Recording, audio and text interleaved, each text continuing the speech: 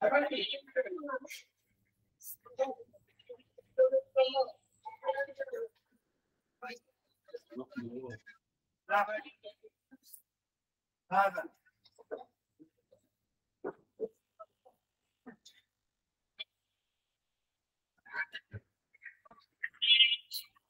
গত ক্লাসে আরবিসি সম্পর্কে পড়িয়েছিলাম।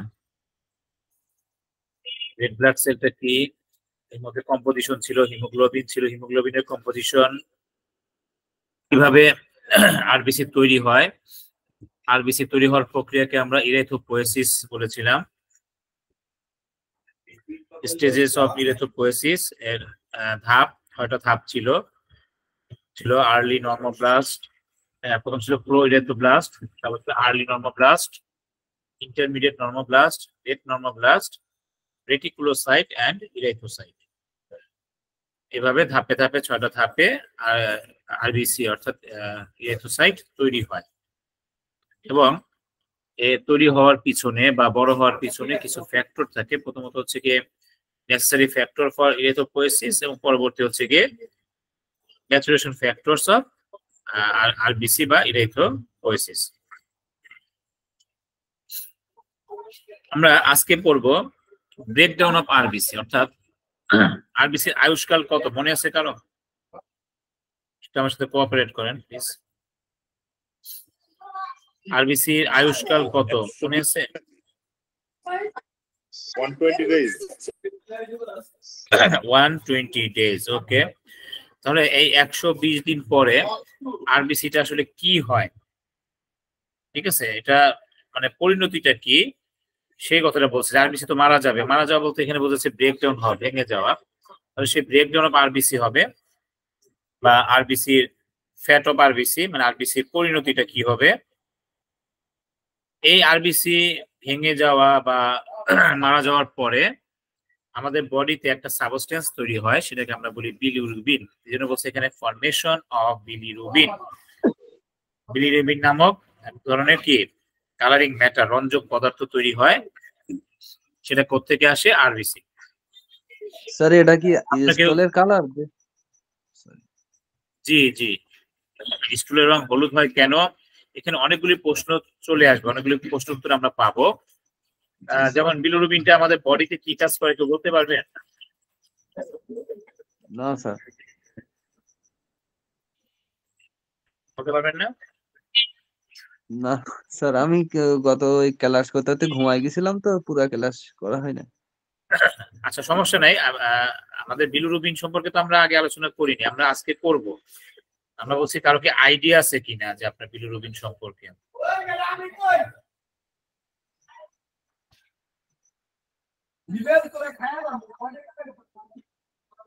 কারো আইডিয়া নেই?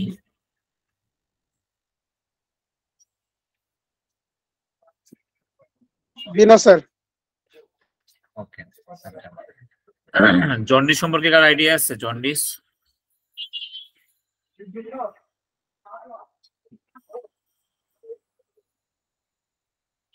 জন্ডিস সম্পর্কে কার আইডিয়া নেই? স্যার জন্ডিস হলে কি হয় সেটা জানেন? গাজে চেহারা হলদে হয়ে যায়। স্যার হলুদ হয়ে যায়, আর হলুদ প্রস্রাব হলদে হয়ে যায়, ইউরিন।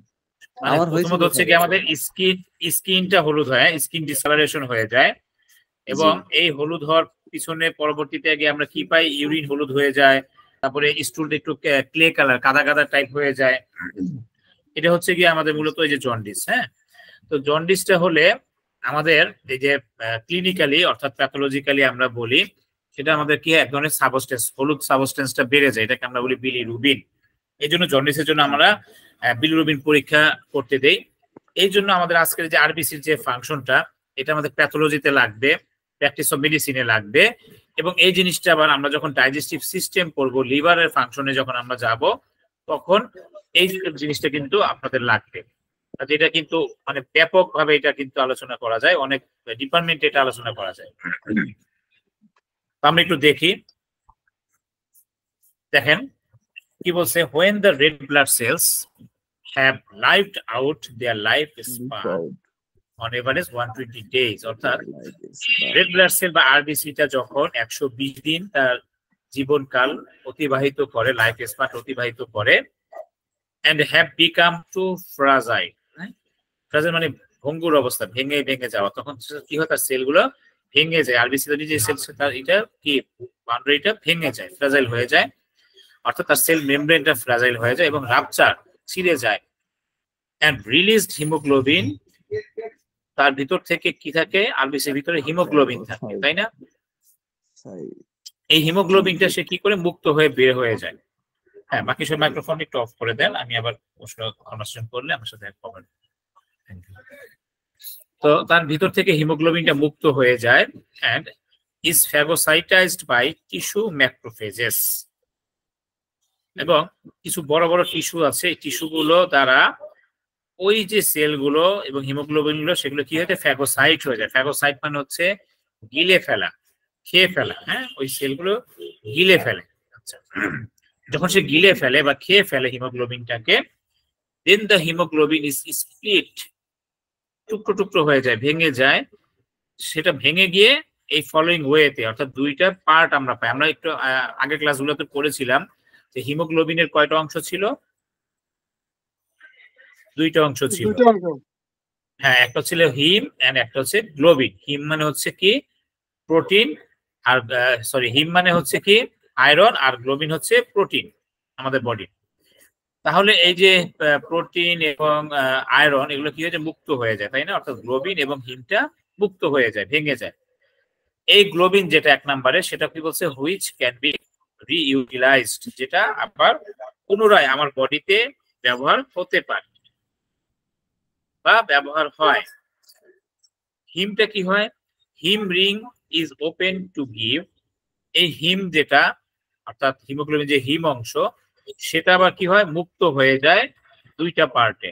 একটা হচ্ছে ফ্রি আয়রন, আর হচ্ছে স্ট্রেট চেইন অফ 4 পাইরল নিউক্লিয়াই। অর্থাৎ এই যে প্রোটিনের যে এবং এই যে আয়রনের যে কি বলে অণুগুলো, এটা হচ্ছে আমাদের বডিতে চেইন আকারে থাকে, অর্থাৎ শিকল আকারে একটা একটার সাথে ধরে রাখে শক্ত করে, ঠিক আছে? তো এই হিম থেকে একটা আয়রন বের হয়ে যায়, মুক্ত আয়রন, সে মুক্তভাবে আমার বডির ব্লাড স্ট্রিমে ঘুরতে থাকে। এবং আরেকটা হচ্ছে একটা চেইন পাই আমরা, হ্যাঁ, স্ট্রেট চেইন অফ 4 পাইরল নিউক্লিয়াই। এখানে অনেক জটিল একটা প্রক্রিয়া থাকে, এত জটিল দরকার নাই, আমরা সহজে যেটা বুঝি, এটা হচ্ছে একটা 4 অণু বিশিষ্ট একটা নিউক্লিয়াই। হ্যাঁ, পাইরল নিউক্লিয়াই বলতে এখানে বোঝাচ্ছে একটার সাথে চেইন আকারে থাকে। এটার নামই হচ্ছে স্ট্রেট চেইন অফ 4 পাইরল নিউক্লিয়াই। থেকে আসে, হিম থেকে আসে, হিম থেকে মুক্ত আয়রন বের হয় এবং একটা 4 অণু বিশিষ্ট পাইরল নিউক্লিয়ার একটা স্ট্রেট চেইন, সরল চেইন আমরা পাই হিম থেকে। তাহলে দাঁড়ালো কি, যখন আরবিসি তার জীবদ্দশার 120 দিন অতিবাহিত করে, তখন তার সেলগুলো কি হয়, সেল মেমব্রেনটা রাপচার হয়ে যায়, ছিন্ন ভিন্ন হয়ে যায়, গুঁড়ো গুঁড়ো হয়ে যায়, এবং সেখান থেকে হিমোগ্লোবিনটা রিলিজড হয়। এই হিমোগ্লোবিনটা ফ্যাগোসাইট হয়, মানে গিলে খেয়ে ফেলে কে, টিস্যু ম্যাক্রোফেজেস, অর্থাৎ কিছু বড় বড় টিস্যু থাকে, সেই টিস্যুগুলো আমাদের বডি কি করে, হিমোগ্লোবিনটাকে খেয়ে ফেলে। খেয়ে ফেলে এই হিমোগ্লোবিন আবার দুইটা ভাগে ভেঙে যায়, একটা হচ্ছে গ্লোবিন, একটা হচ্ছে হিম। গ্লোবিনটা কি হয়, আমার বডিতে পুনরায় ইউটিলাইজ হয়, ঠিক আছে, অর্থাৎ আবার সে হিমোগ্লোবিন তৈরিতে ব্যবহার হয়। আর হিমটাও কি হয়, সে আবার দুইটা ভাগে ভাগ হয়, একটা হচ্ছে ফ্রি আয়রন, মুক্ত আয়রন হিসেবে সে বের হয়, আর একটা হচ্ছে 4 অণু বিশিষ্ট 4 পাইরল নিউক্লিয়ার একটা চেইন তৈরি হয়। এতটুকু কি সবাই ক্লিয়ার? আরবিসিটা ভেঙে আমরা এই দুটো জিনিস পাই, গ্লোবিন হিম, এবং হিম ভেঙে পাই ফ্রি আয়রন, আর হচ্ছে স্ট্রেট চেইন অফ 4 পাইরল নিউক্লিয়ার। এবার আমরা দেখি এই যে ফ্রি আয়রন যেটা, সেটা কি হয়। Free iron which is transported in the blood by transferrin, অর্থাৎ সে এই ট্রান্সফারিন দ্বারা অপসারিত হয়, হস্তান্তর হয় কোথায়, ব্লাডের মধ্যে, এবং সে ঘুরতে থাকে, ট্রান্সপোর্ট হইতে থাকে। It is then go either to the bone marrow. বোন মেরু হচ্ছে আমাদের বডির যে হাড়ের ভিতরে যে মজ্জা থাকে, অস্থি মজ্জা, সেখান থেকে কি হয়, এই যে আমাদের আরবিসি বা ব্লাড সেলও তৈরি হয়। তো সে সেখানে গিয়ে চলে যায়, চলে গিয়ে সে কি করে, for the production of new red blood cell, সে আবার নতুন করে রেড ব্লাড সেল তৈরি করে, ফ্রি আয়রন যেটা। অথবা টু দ্য লিভার, সে লিভারে চলে যায়। লিভার কি করে, কিছু আয়রনকে সে গ্রহণ করে। গ্রহণ করার পর সেখানে যখন জমা হয়, জমা হওয়ার পর তার এই আয়রন, যেটা আমাদের আয়রনের ল্যাটিন নাম হচ্ছে ফেরাম, এই ফেরামটা সে রিসিভ করে এটাকে একটু চেঞ্জ করে ফেলে, রূপান্তরিত করে ফেলে। যেমন আমরা অনেক সময় একটা জিনিসের ভিন্ন ভিন্ন ভাবে ব্যবহার করতে পারি, তো এই আয়রনটাকে লিভার কি করে, একটু চেঞ্জ করে ফেলে তার ফর্মটাকে, তখন সেই ফর্মের নাম হয়ে যায় ফেরিটিন। এই ফেরিটিন হচ্ছে এক ধরনের প্রোটিন সমৃদ্ধ আয়রন, যেটা লিভার কি করে জমা করে। সে প্রয়োজন অনুসারে যখন ঘাটতি থাকে আমার বডিতে, লিভার কি করে স্টোর হাউস হিসেবে সে সাপ্লাই দিয়ে দেয়, সে ঘাটতিটা ফিল আপ করে ফেলে। তাহলে এই ফেরিটিনটা কি, ফেরিটিন হচ্ছে আয়রনেরই একটি রূপান্তরিত ফর্ম। হ্যাঁ, তাহলে ফ্রি আয়রনটা মুক্তভাবে ঘুরতে ঘুরতে হয় চলে যায় বোন মেরুতে। যদি সে বোন মেরুতে যায় তাহলে সেখান থেকে কি করবে, সে আয়রনটাকে সে আয়রন দিয়ে কি করবে, নতুন করে আবার রেড ব্লাড সেল তৈরি করবে। এবং বাকি কিছু আয়রন আবার সে চলে যাবে ঘুরতে ঘুরতে কোথায়, লিভারের মধ্যে। লিভারে গিয়ে তখন সে জমা হয় এবং তার ফর্মটাকে চেঞ্জ করে সে নাম দিয়ে দেয় কি, ফেরিটিন। এই হচ্ছে আমার ফ্রি আয়রনের কাজ, বা ফ্রি আয়রন কি অবস্থায় থাকে। বি নাম্বারে আমরা আসি, স্টেট চেইন অফ 4 পাইরো নিউক্লিয়াই। এই যে আমরা যে 4 অণু বিশিষ্ট একটি নিউক্লিয়ার চেইন পাবো, একটা স্টেট সরল চেইন পাবো, তার অবস্থা কি হয় বলছে, মূলত এই চেইন থেকে আমাদের বিভিন্ন ধাপে, যে হুইচ ইজ দ্য সাবস্ট্রেট, স্তরে স্তরে ভেঙে ভেঙে, from which bilirubin will eventually be form, যেখানে সর্বশেষ ধাপে বিলিরুবিন নামক এক ধরনের রঞ্জক পদার্থ তৈরি হয়। বিলিরুবিনটা কি, বিলিরুবিন হচ্ছে একটা কালারিং ম্যাটার বা রঞ্জক পদার্থ। এর কালারটা থাকে কি, হলুদ, ইউলিশ, হ্যাঁ, বা স্ট্র কালার, হলুদের মতো। এইটা হচ্ছে আমাদের বডির এক ধরনের বজ্র পদার্থ। আমাদের লিভার হচ্ছে একটা মেকানিজম। এই লিভারটা কি করে, সে অনেকগুলো কাজ করে। সে স্টোর হাউস হিসেবে কাজ করে, তারপর হচ্ছে একটা রিফাইনিং মেশিন হিসেবে সে কাজ করে, এবং এই বিলিরুবিনটাকে আমার বডি থেকে পরিশোধিত করে বাইরে বের করে দেয়, বজ্র হিসেবে বাইরে যেন বের হয়ে যায়, যেন বডিতে না থাকে। তো আমাদের যত কিছু থাকুক না কেন, কম বেশি আমাদের কি হয়, বডিতে সামান্য পরিমাণে একটা নির্দিষ্ট মাত্রা থাকে, যেটা সহনীয়। যখন সে মাত্রাটা অধিক হয়ে যাবে তখন সেটা আমার শরীরের জন্য কি হয়ে যাবে, ক্ষতি হয়ে যাবে। তো এই বিলিরুবিনটা আসলে তৈরি হয় কোত্থেকে, বিলিরুবিন তৈরি হয় মূলত আরবিসির ব্রেকডাউনের ফলে, আরবিসি ভাঙার ফলে আমার বিলিরুবিনটা তৈরি হয়। ঠিক আছে, এবং সেটা জমা হয়ে গিয়ে কোথায়, লিভারের মধ্যে।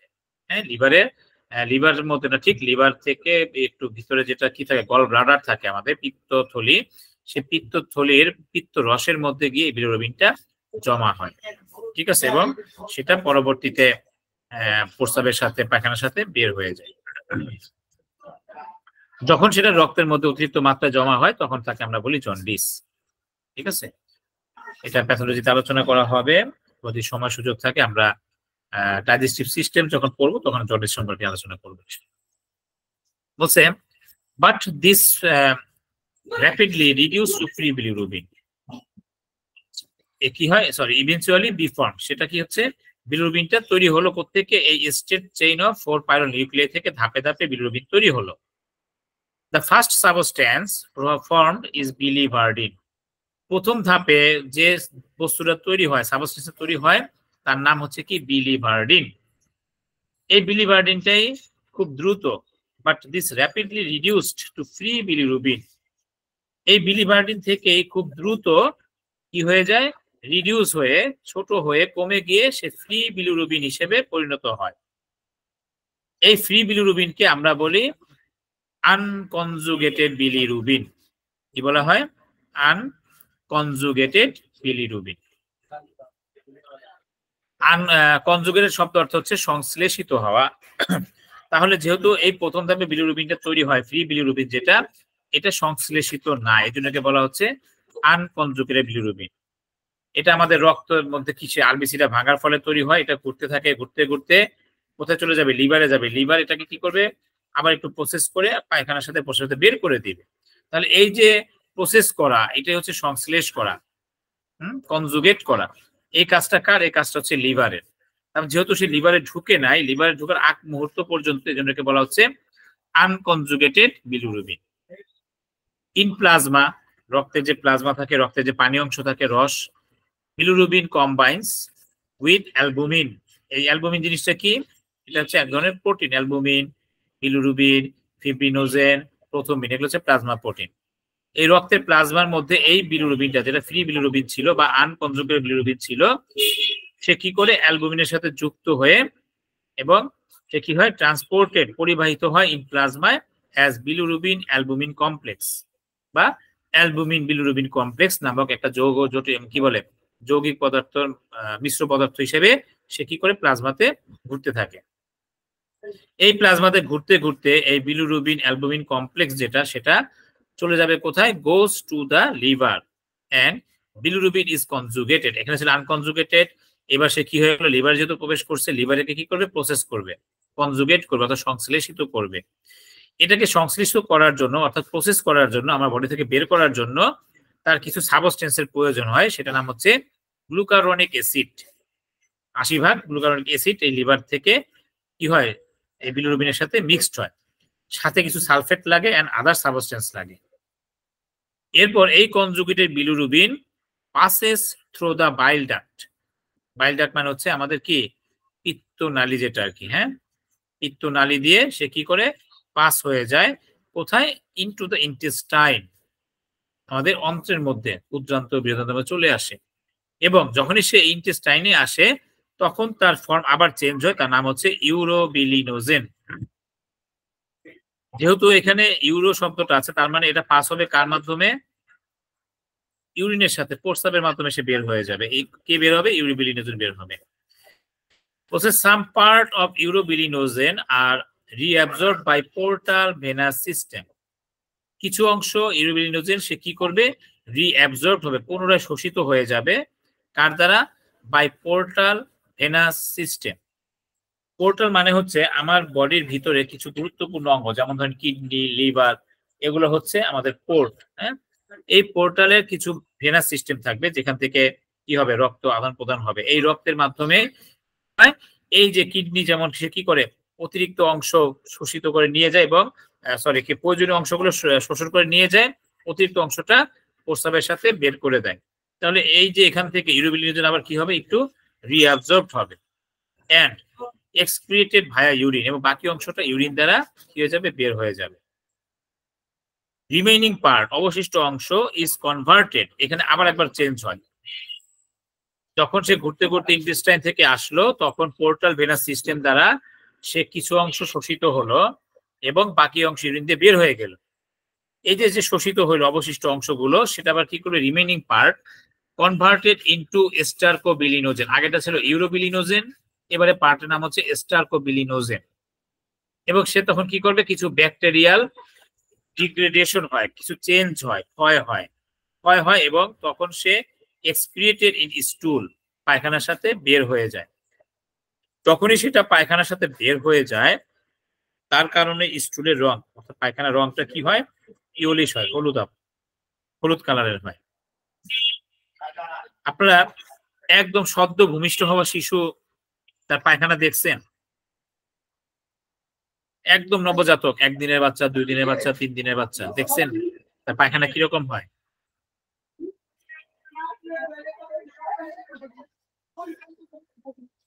কারো আইডিয়া আছে বলেন? একটু কালচে হয়, রাইট। কারণ কি, এই বাচ্চাটা যখন ভূমিষ্ঠ হয় তখন নর্মালি 3 থেকে 7 দিন বা 5 দিন, হ্যাঁ, এই বাচ্চাটা পায়খানাটা কালো হয়। এবং দেখবেন জন্মের পরপরই বাচ্চার কি হয়, জন্ডিস হয়। ওই যে একদিন 24 ঘন্টার মধ্যে, 48 ঘন্টার মধ্যে বা 72 ঘন্টার মধ্যে স্কিন গুলো হলুদ হয়ে যায়, চোখ হলুদ হয়ে যায়, তার মানে কি জন্ডিস হয়। জন্ডিসটা কেন হয়, ওই যে তার যে আরবিসি ছিল, রেড ব্লাড সেলটা ভাঙা শুরু করে, ভেঙে যায়। যখন সে ভেঙে যায় তখন প্রচুর পরিমাণে কি হয়, তার এই বিলিরুবিনটা ফর্ম হয়। এই ফর্ম হওয়ার কারণেই তার তখন পায়খানাটা, কালো পায়খানাটা আস্তে আস্তে কি হয়ে যায়, হলুদ হয়। এবং যেহেতু এটা অতিরিক্ত অংশ, পর্যাপ্ত পরিমাণে কি করে লিভার প্রসেস করে পায়খানা প্রস্রাবের সাথে বের করতে পারে না, তখন বাকিগুলো ব্লাডে চলে যায়। এই কারণে সমস্ত স্কিন, মিউকাস মেমব্রেন এগুলো কি হয়ে যায়, হলুদ হয়ে যায়।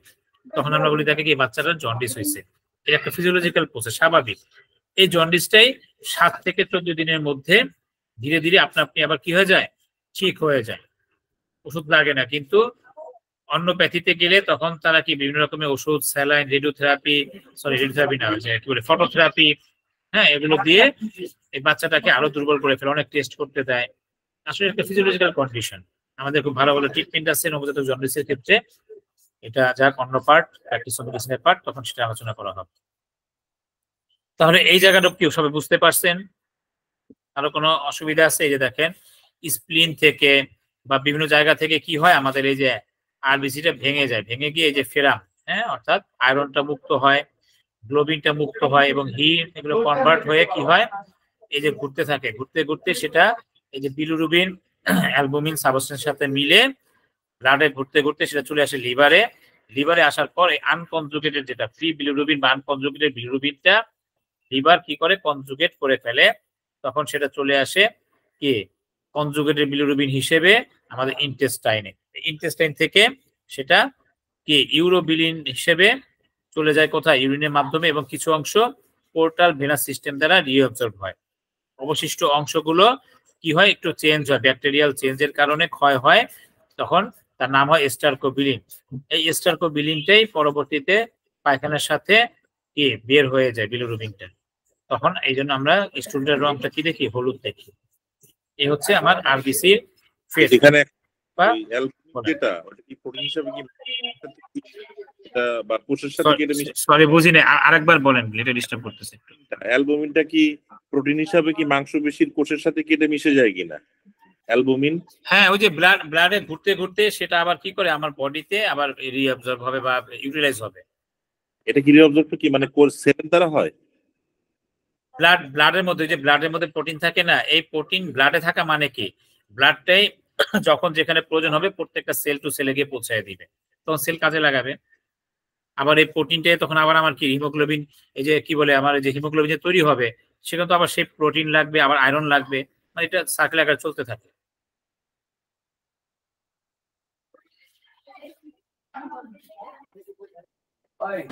ধন্যবাদ, বুঝতে পারছেন? ধন্যবাদ। আর কারো কোনো কোশ্চেন আছে এখানে?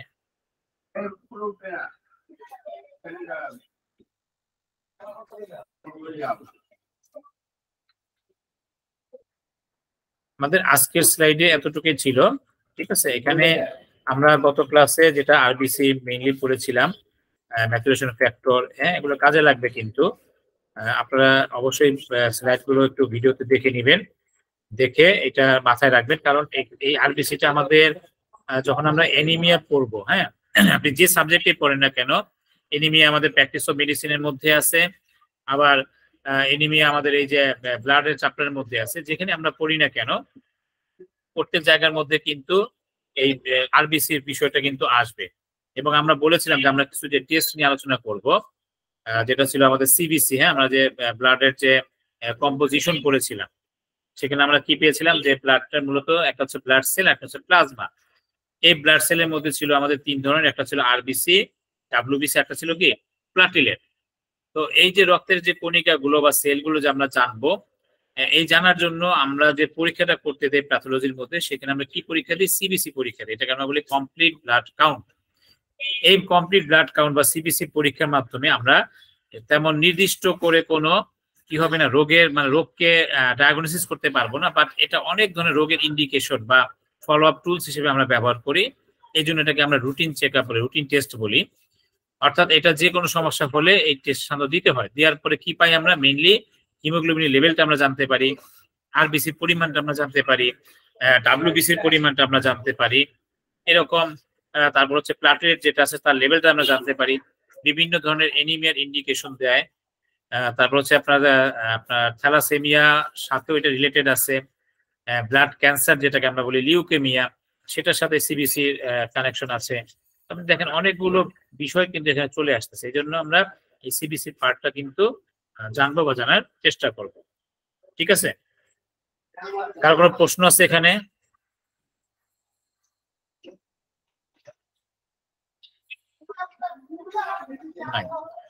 আচ্ছা, আজকে আমরা আর একটা পার্ট শুরু করব, যেটা হচ্ছে আমাদের কার্ডিওভাস্কুলার সিস্টেম। হ্যাঁ, এটা আমরা শুরু করব, এবং যেহেতু এটা ব্লাডের সাথে রিলেটেড, এই জন্য আমরা এটা শুরু করে দেবো আজকে যতটুকু পড়ানো যায়, কারণ আমরা আমাদের সিলেবাস অনেক বড়, চেষ্টা করব যত আর্লি শেষ করা যায়। শেষ করলে আমরা আমাদের বিভিন্ন পরীক্ষার ব্যাপার আছে, সিস্টেমেটিক যে পরীক্ষাগুলো থাকবে সেই পরীক্ষাগুলো আমরা নেব, অ্যাসাইনমেন্টের ব্যাপার থাকবে, এবং তারপর যদি আমাদের সময় থাকে আমরা আবার পিছনের লেকচারগুলো আবার রিভিশন করতে পারবো।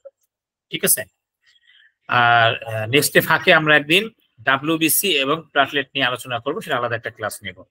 আমরা কার্ডিও ভাস্কুলার সিস্টেম আমরা আলোচনা শুরু করবো। এখানে হচ্ছে গিয়ে কার্ডিও ভাস্কুলার সিস্টেম। হ্যাঁ, কার্ডিও শব্দের অর্থ কি কেউ বলতে পারবে? জি স্যার। বলেন স্যার হার্ট স্যার। হ্যাঁ, কার্ডিও শব্দের অর্থ হচ্ছে হার্ট। আমরা প্রচলিত কিছু ইংলিশ শব্দের পাশাপাশি আমাদের কিছু মেডিকেল সায়েন্সের নিজস্ব শব্দ থাকে। এই শব্দগুলি আমরা মেডিকেলের যে অ্যালাইড সাবজেক্ট গুলো আছে এগুলোতে আমরা সচরাচর ব্যবহার করি।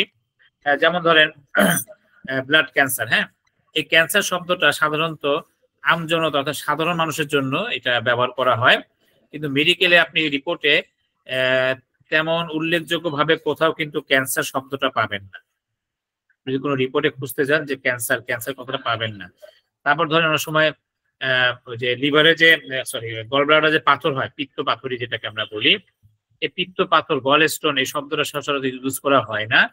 এখানে একটা মেডিকেল টার্ম ব্যবহার করা হয় যেটাকে আমরা বলি সাধারণত পলিলিথিয়াসিস। হ্যাঁ, এরকম কিছু শব্দ আছে, শব্দগুলি আমরা ফাঁকে ফাঁকে জেনে নেব।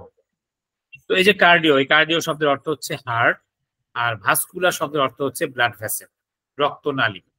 তার মানে কার্ডিও ভাস্কুলার সিস্টেম বলতে আমরা বুঝবো রক্ত সংবহন তন্ত্র, অর্থাৎ যার মাধ্যমে রক্তটা সঞ্চালিত হয় বা পরিবাহিত হয়। ঠিক আছে?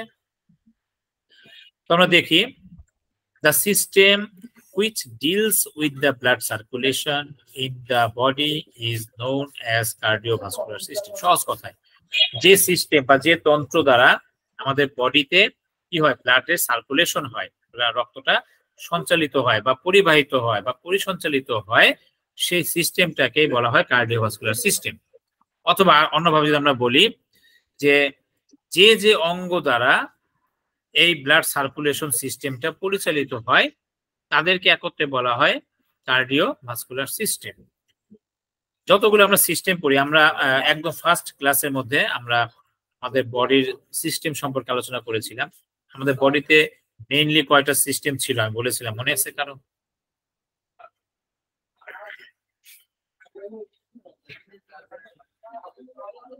আমাদের টোটাল বডিতে আমরা কয়টা সিস্টেমের কথা বলেছিলাম, যেটা বাড়ি দিয়ে তুলনা দিয়েছিলাম, বাড়ির সাথে কম্পেয়ার করে? ফার্স্ট ক্লাসটা কেউ করেন নাই?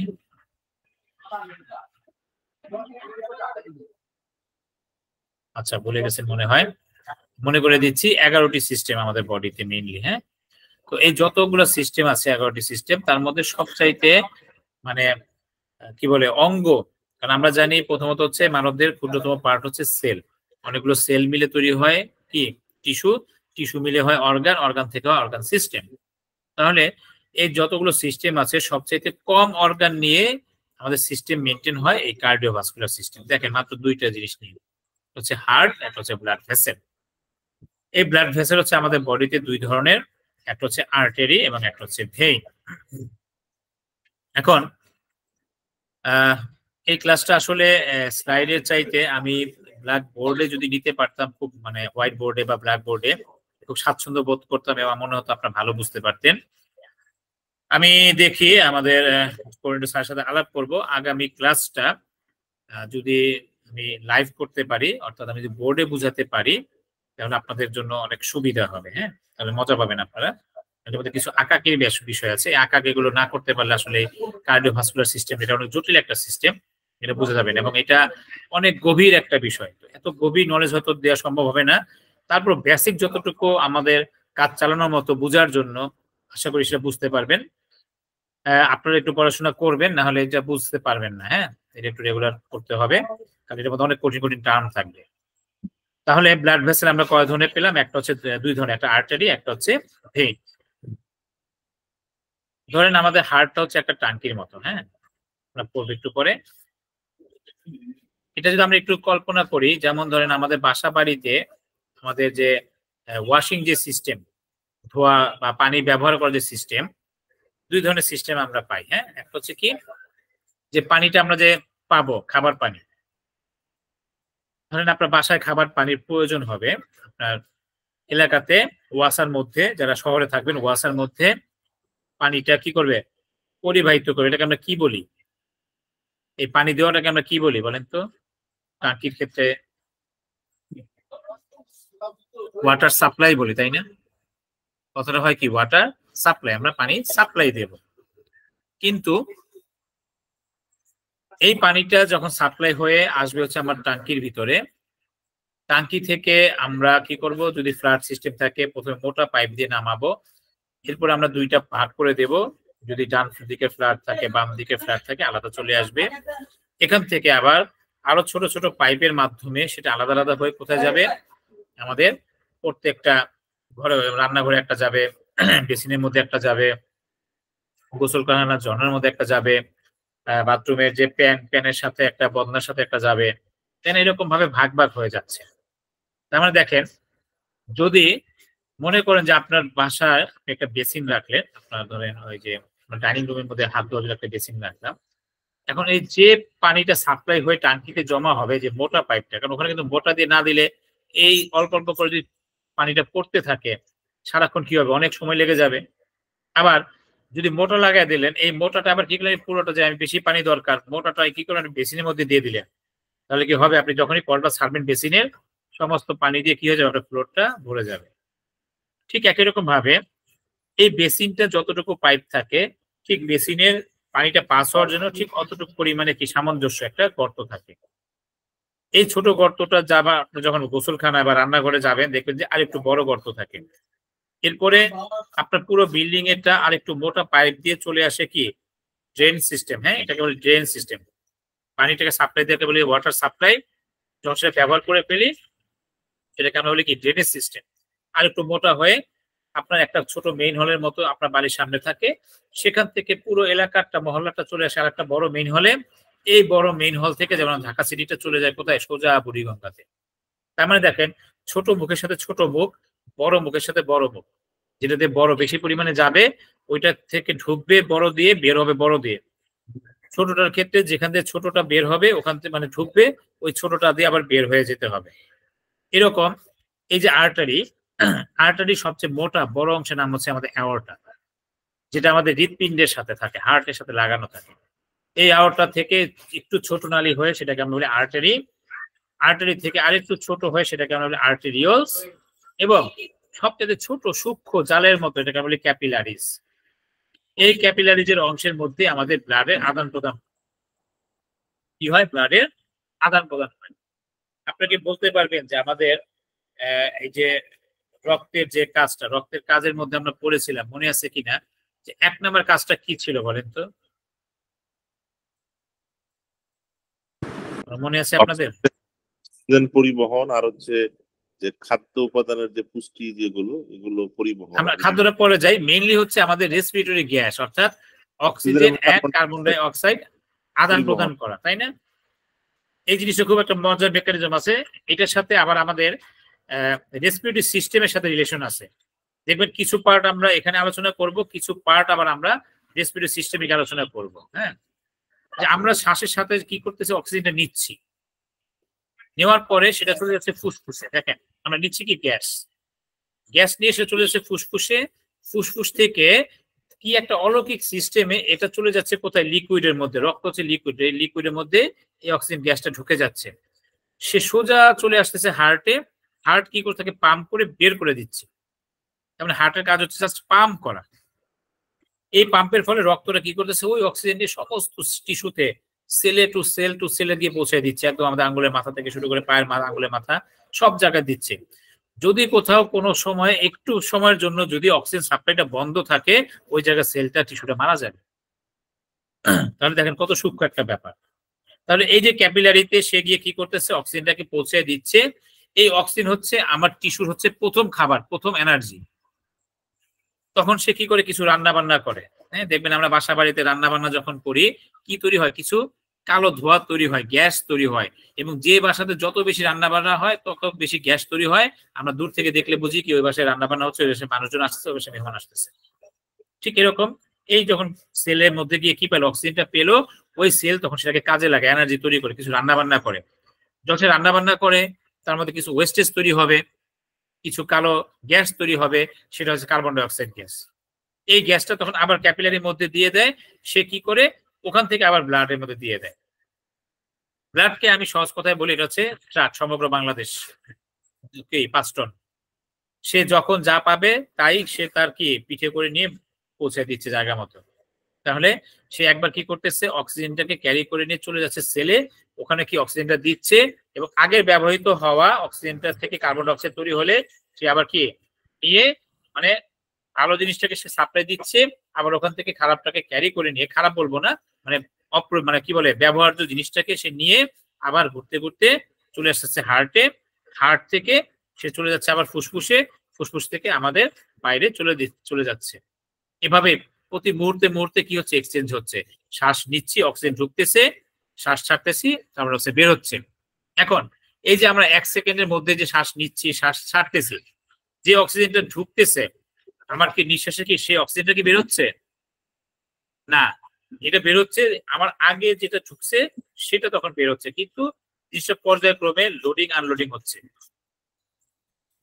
মেকানিজমটা কি মাথায় ঢুকছে না কারো বুঝতে অসুবিধা হচ্ছে? খুব ঠান্ডা মাথায় পড়তে হবে আপনাদের কার্ডিওভাস্কুলার সিস্টেম। তাহলে এই যে ক্যাপিলারির মধ্যে মূলত কি হয়, আমাদের গ্যাসিয়াস এক্সচেঞ্জ হয়, অর্থাৎ অক্সিজেন এবং কার্বন ডাই অক্সাইডের আদান প্রদান হয়। ঠিক এরপরে উল্টা ভাবে সে চলে আসে ওই যে ক্যাপিলারির মধ্যে সূক্ষ্ম পাতলা, তারপর ক্যাপিলারির সাথে তো আমার কি থাকবে না, মোটা থাকবে না, মোটার নাম হচ্ছে ভেনা কেবা। আমার মূল হচ্ছে হার্ট, হার্ট থেকে থাকবে হচ্ছে অ্যাওর্টা, এবং হার্ট সাথে ভেনা কেবা। ক্যাপিলারির সাথে থাকবে হচ্ছে আমার কি ভেনিউলস, ভেনিউলস থেকে ভেন্স, ভেন্স থেকে ভেনা কেবা। এই হচ্ছে আমার ব্লাড ভেসেলের সিকোয়েন্স, মোটা থেকে চিকন, চিকন থেকে আবার চিকন হয়ে আর একটু মোটা হয়ে সবার আমরা মোটা, সেটা হবে হার্ট। এই যে দেখেন এই বিষয়টা, এই যে মোটা পাইপ, এটা হচ্ছে অ্যাওর্টা, আর এখানে হচ্ছে ভেনা কেবা। এই দুইটা মাথা হার্ট এসে লাগানো থাকে, একটা দিয়ে লালটা হচ্ছে অক্সিজেন সমৃদ্ধ রক্ত যাচ্ছে, আর ব্লুটা দিয়ে কার্বন ডাই অক্সাইড যুক্ত রক্ত যাচ্ছে। তাহলে অ্যাওর্টা থেকে একটু চিকন হয়ে পার্ট হয়ে গেল, সেটা আর্টেরিওলস, আর্টারি, আর্টারি থেকে আর্টেরিওলস। আর এই যে জালের মতো যে ক্রসিং হচ্ছে দেখেন, কিছু অংশ লাল কিছু অংশ ব্লু, এটা হচ্ছে আমাদের ক্যাপিলারিস। এখানে হচ্ছে মূলত গ্যাসিয়াস এক্সচেঞ্জ হয়, অর্থাৎ অক্সিজেন এবং কার্বন ডাই অক্সাইড আদান প্রদান হয়। তারপর ঠিক বিপরীত ক্রমে এখান থেকে ভেনিউলস, ভেনিউলস থেকে ভেন্স, ভেন্স থেকে ভেনা কেবা। এভাবে হার্টের মধ্যে কি রক্তটা আদান প্রদান হয়। এই হচ্ছে আমাদের আজকের ক্লাস, এতটুকুই থাকবে। নেক্সট ক্লাসে আমরা এই যে হার্ট সম্পর্কে পড়বো, হোয়াট ইজ হার্ট, এবং এটা পড়ানোর সময় আমি চেষ্টা করবো ব্ল্যাক মানে আমার হোয়াইট বোর্ডে ক্লাসটা দেখার জন্য, ইনশাআল্লাহ কেউ মিস করবেন না। সবাই ভালো থাকবেন, কারো যদি কোনো কোশ্চেন থাকে আমরা আলোচনা করতে পারি। ওই একটা জিনিস তাহলে কি আমরা বলতে পারি যে আর্টারিতে আমাদের তাহলে থাকতে হলো অক্সিজেন সমৃদ্ধ